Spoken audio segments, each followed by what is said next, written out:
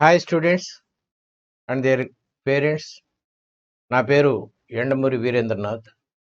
I'm a chartered accountant by profession. సాధారణంగా CA చదవాలంటే అద్భుతమైన తెలివితేటలు, గొప్ప జ్ఞాపక శక్తి ఉండాలంటారు. కానీ నేను 5వ క్లాస్ ఒకసారి ఫెయిల్ అయ్యాను, 6వ క్లాస్ ఒకసారి ఫెయిల్ అయ్యాను. దీనికి కారణం మా గ్రాండ్ ఫాదర్. గారాబం వేరు, ప్రేమ వేరు. గారాబం అంటే అనారోగ్యమైంది ఇవ్వటం, ప్రేమ అంటే ఆరోగ్యకరమైనది ఇవ్వటం. మా గ్రాండ్ ఫాదర్ నాకు సరిగ్గా చదువు చెప్పలేదు, చదువు చెప్పే పరిస్థితులు కల్పించలేదు. నేను 6వ క్లాస్ ఫెయిల్ అయిన తర్వాత, ఆయన చనిపోయిన తర్వాత నేను మా ఫాదర్ దగ్గరికి వెళ్ళాను. We are from a very poor family, చాలా పూర్ ఫ్యామిలీ. ఒక చిన్న ఉదాహరణ చెప్తాను. నేను రూపాయిన్నర సేవ్ చేయటం కోసం మా ఫాదరు కత్తెర దివ్వెన ఇచ్చి క్షవరం చేసుకోమన్నారు. నేను తలకు కొబ్బరి నూనె రాసుకొని దాదాపు 60 సంవత్సరాలు అయి ఉంటుంది. అంటే ఇదేది గ్లోరిఫైయింగ్ ది పాస్ట్ కాదు నా ఉద్దేశం. నా ఉద్దేశం ఏంటంటే, ఎంత బీద పరిస్థితిలో ఉన్నా ఒక విద్యార్థి చదువుకోవాలి అనుకుంటే బాగా చదువుకోవచ్చు అని చెప్పడం నా ఉద్దేశం. నేను మా ఫాదర్ దగ్గరికి వచ్చిన తర్వాత ఎక్కడ వెనక్కి తిరిగి చూసుకోలేదు. అన్ని క్లాసెస్ క్లాస్ ఫస్ట్, ఇంటర్మీడియట్‌లో కూడా కాలేజ్ ఫస్ట్.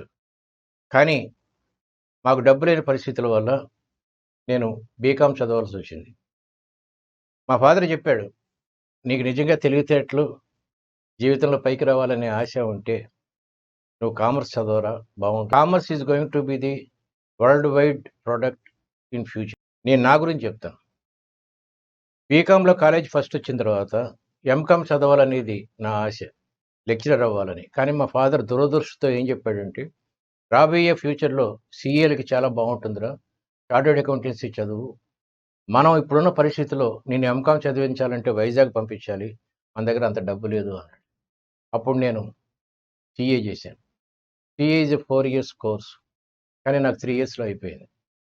ఒక 7వ క్లాస్ ఫెయిల్ అయిన కుర్రోడు 3 ఇయర్స్‌లో సీఏ ఎట్లా కంప్లీట్ చేస్తాడంటే, అంకిత భావం ఉండాలి. చదువు మీదే దృష్టి ఉండాలి. ఇది ఫస్ట్ పాయింట్. మీ పిల్లల్ని ఎంఈసీ చదివించండి. ఎప్పుడైనా సరే స్ట్రెయిట్ రోడ్ మీద వెళ్ళే చోట ట్రాఫిక్ ఎక్కువ ఉంటుంది. పక్క నుంచి వెళ్తే చాలా అద్భుతంగా ఉంటుంది నేచర్. అది నా principle. My son is a state ranker in 10th class and state ranker in intermediate. నేను టీచర్స్ అని 2 రకాలుగా ఉంటారు. చెప్పింది చేసేవాడు ఒకడు, ఊరికే నీతులు చెప్పేవాడు ఒకడు. మా అబ్బాయిని కూడా నేను 10th క్లాస్ అయిపోయిన తర్వాత ఎంఈసీ చేయించాను, ఎకనామిక్స్ అండ్ కామర్స్.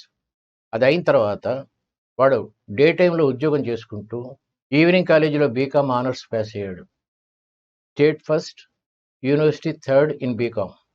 అది అయిన తర్వాత ఉద్యోగం చేసుకుంటూ వరల్డ్ బ్యాంక్‌లో 2 సంవత్సరాలు ఒక 20 లక్షలు పోగు వేసుకొని ఎంబీఏ చేశాడు.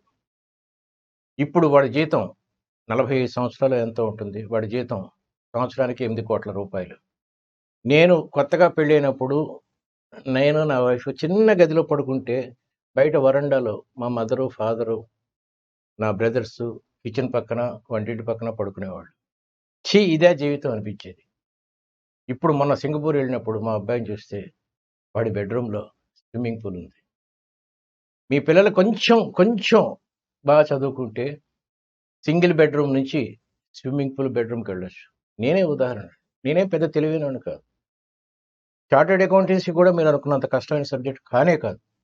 కొంచెం నేను చెప్పినట్టు అంకిత భావం, కొంచెం కాన్సంట్రేషను, మిగతా విషయాల్లో ఎక్కువ ఇంట్రెస్ట్ లేకపోతే you can purchase the entire world.